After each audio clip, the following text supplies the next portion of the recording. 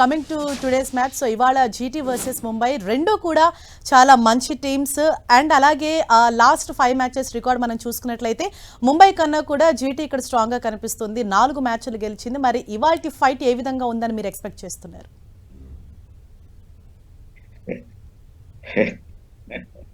రెండు కూడా equally balance ఇవాళ మ్యాచ్ మాత్రం డెఫినెట్ గానే అటు గుజరాత్ అండ్ ముంబై రెండు కూడా. ఎందుకంటే అటు ట్రెంట్ బౌల్ట్ బుమ్రా ముంబైకి ఉన్నారు అనుకుంటే కనుక ప్రసిద్ధ్ కృష్ణ అండ్ మహమ్మద్ సిరాజ్ గుజరాత్ కు ఉన్నారు.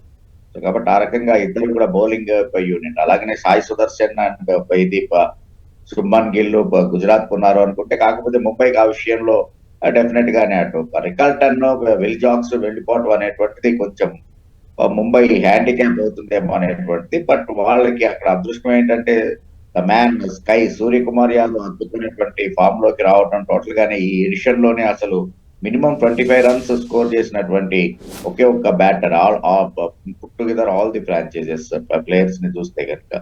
సో ఆ రకంగా స్కై ఫామ్ లో ఉండటం తోటి ఎలాంటి మ్యాచ్ నైనా కూడా ప్రత్యర్థి చేతుల్లోంచి లాక్కెళ్ళిపోగలిగినటువంటి నైపుణ్యం ఉన్నటువంటి వాడు Suryakumar Yadav. Only worried concern ఏంటి అంటే కనుక ముంబైకి డెఫినెట్ గానే తిలక్ వర్మ అంత ఫామ్ లో లేకపోవడం.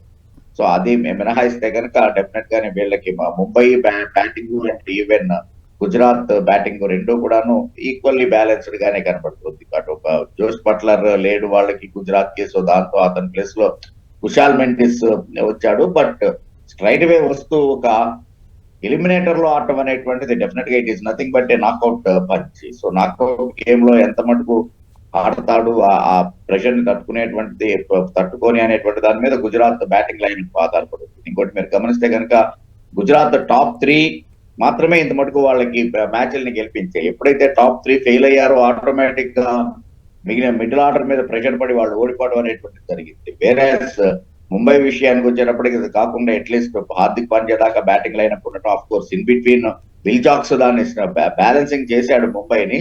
సో కాబట్టి ఆ యాంగిల్ అందుకే నేను అనేది రెండు కూడా చాలా బ్యాలెన్సింగ్ గా ఉన్నాయి. ఎప్పుడైతే బ్యాలెన్సింగ్ చేయగలిగినటువంటి విల్ జాక్స్ ముంబైకి లేడో, అలాగే ఇటు మిడిల్ ఆర్డర్ గుజరాత్ కూడాను దొల్లతనం అనేటువంటిది ఉంది. అందుకని రాహుల్ టెవాటియా లాంటి వాడు ఉన్నా కూడా రాహుల్ టెవాటియా షారుఖ్ ఖాన్ కూడా పెద్దగా చేస్తున్నది ఏం లేదు ఈ సీజన్ లో. సో అందుకని both are batting department equal గా ఉంది.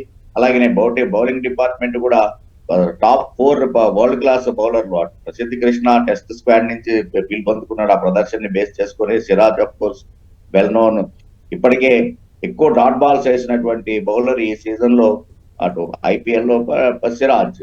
అలాగే అటు పవర్ ప్లే లో వికెట్లు దిగలిగినటువంటి నేర్పుకున్నటువంటి బౌలర్ ట్రెంట్ బౌల్ట్ వాడుకున్నాడు. అలాగే ఏ ఓవర్ లో అయినా సరే, ఏ ఫేస్ ఆఫ్ ది గేమ్ లో అయినా సరే వచ్చి బ్రేక్ త్రూ ఇవ్వగలిగినటువంటి బుమ్రా వాడు. So both teams are really equally balanced.